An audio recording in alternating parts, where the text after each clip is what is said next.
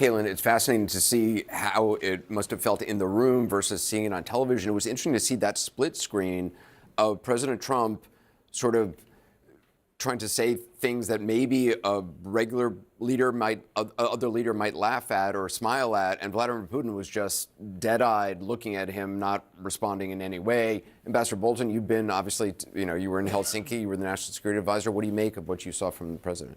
I think Trump did not lose, but Putin clearly won.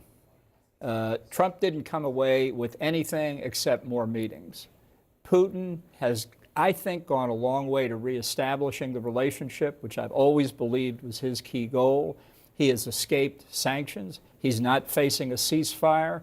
The next meeting is not set. Zelensky was not told any of this before this press conference. It's far from over, but I'd say Putin achieved most of what he wanted. Trump achieved very little. And I will say one other thing. I thought Trump looked very tired up there. I mean, very tired. Not disappointed, tired. And we'll have to reflect on what that means. Vladimir Putin said, I believe, we've turned the page, not referring to Ukraine, but more to, do you know what it referred to, or what was your sense? I think he meant the U.S.-Russia relationship, but what he really means is the Vlad-Donald relationship. That's what makes this so extraordinary, though. He said we've turned the page back to cooperation. He mentioned he was hopeful there would be space cooperation between the United States and Russia. He mentioned maybe in the Arctic there would be cooperation. He said, yes, Ukraine deserves security guarantees, but we know what Putin believes, how he would secure Ukraine. He has a very different opinion. And he talked about how they have such a fantastic relationship and turn the page. The American president could have said, maybe we will turn the page, maybe we can do all those things, but first, you have to end this war. And he didn't. He, in fact, said the relationship was fantastic. So he went for a ceasefire. He leaves with nothing. Putin got a flyover, a red carpet, a lot of handshakes, and a lot of great state TV coverage back home. I think it's even deeper. He got out of diplomatic penalty box. 3 minutes are up. Yeah, Putin did. He's got the ability, the fourth threat of sanctions not issued. I think that's why he came here, was to avoid sanctions again and keep the economy, while it's rickety, afloat, and he's allowed and permitted to keep the war with no political consequences back home on that. So I actually think, I understand that you said Trump didn't lose.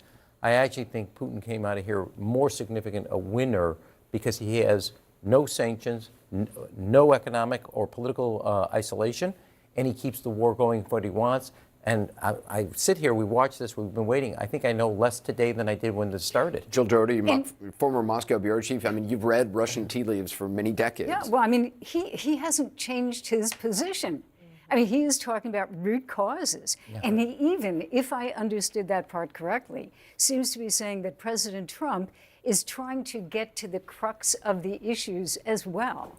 It almost sounded as if, maybe this is too much, but they had convinced Trump of these root causes. And as we know, root causes are NATO, in his view, those are the root causes. Yes, so NATO I think it was extraordinary. Not good. Even that weren't the case. Hi, everybody. Even if that weren't the case, in terms of talking to your audience at home, if that's the implication that they read into it, and it's an affirmation of his position, that's good. The thing that was interesting to see is just how artful Putin was at tickling Trump's funny bones. He took a shot at Biden, and he said, "I can confirm that the war wouldn't have happened if Trump were there." That's like music to Trump's ears, and you could hear Trump. You could sense that was landed well with him. And then he started talking about Russia, and he went all back. I mean, Putin is remember when we went to Moscow in 2009 and Putin was talking to President Obama and he said, you're an educated man. I'm just an old security apparatchik. Well, you saw some of the old security apparatchiks. I'm just a country lawyer. The longer I sit here listening to everybody, I'm wondering about the White House's decision-making in a lot of this. They had this lengthy meeting in the small group. They skipped another meeting that would have continued it. They decided to come out, do the press conference a little bit early, maybe not quite as early as it was originally thought to be. And then they let Putin speak first. And they let Putin speak first about something that Putin described as an agreement. He said it was perhaps a starting point. So maybe there was something agreed to. Whatever that was hasn't been communicated to European allies or Ukraine. It was not reiterated by President Trump. We know nothing now that we did not know 4 hours ago. I'm just not understanding the White House's decision making in setting this up this way, because maybe there was something agreed to, but they clearly are not confident enough in it that they were willing to say so at that podium. Ambassador Bolton, do you think there was something actually agreed to? It certainly sounds like there was something, but the fact they wouldn't announce it says it can't be very substantial. Yeah. I think, Abby, the answer to your question is there is no White House decision-making process. Right, it's just whatever they want to do. It's hard under Trump under the best of circumstances. I can attest to that. And I think today it broke down completely. I think When you say there's no White House decision-making process, you mean it's whatever what President Donald Trump is thinking says, in that moment? Yes, and then people say, yes, sir, and that's how it happens. I think the mood in Russia after this is going to be close to euphoric.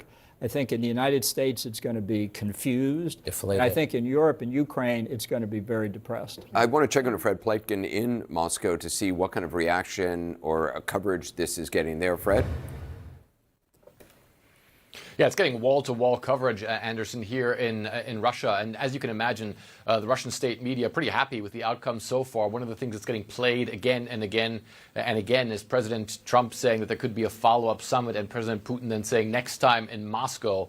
That certainly is something that the Russian press is sort of zeroing in on, generally saying that they believe that the meeting went very well for Vladimir Putin, obviously outlining the fact that Vladimir Putin does not appear to have made substantial concessions to the U.S. president, certainly not towards any sort of ceasefire that might be imminent. The fact that the Russian president spoke about the root causes of the conflict and that those need to be addressed, Russia's security concerns as well, that's the exact same rhetoric that we've actually been hearing from Vladimir Putin since the beginning of the full-on invasion of Ukraine.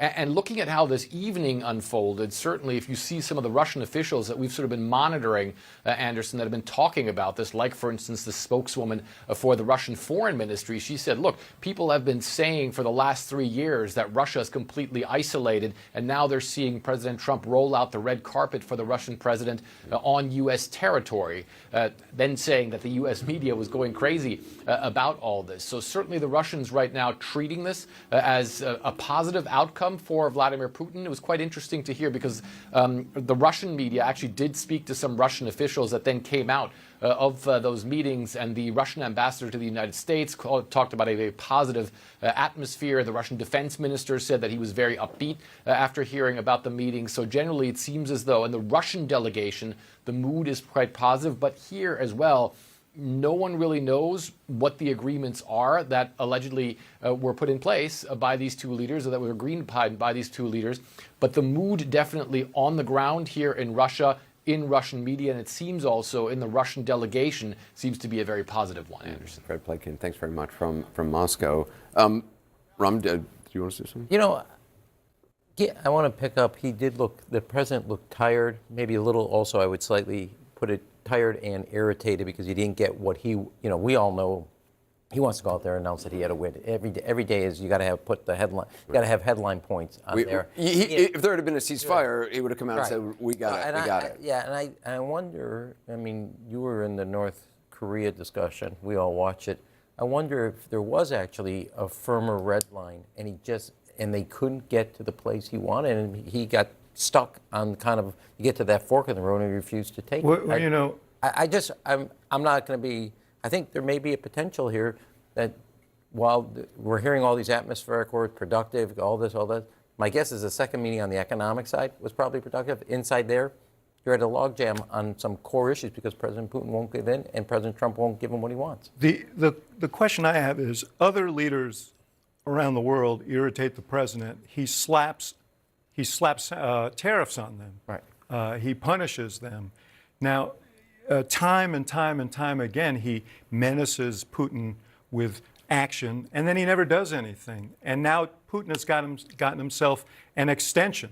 For what, we don't know. For how long, we don't know. But we know that every day is to his benefit at this point. So it's concerning. Four 4 sanction red lines have all been crossed and never a consequence, and he gets to continue the war. Yeah, I think the answer may be that Putin convinced him on certain things that were essential to Zelensky, that Trump was being told, you got to advance Zelensky's agenda on this, and Putin convinced him that that was not right, possibly on the question of the security guarantees, that he was just very clear on that.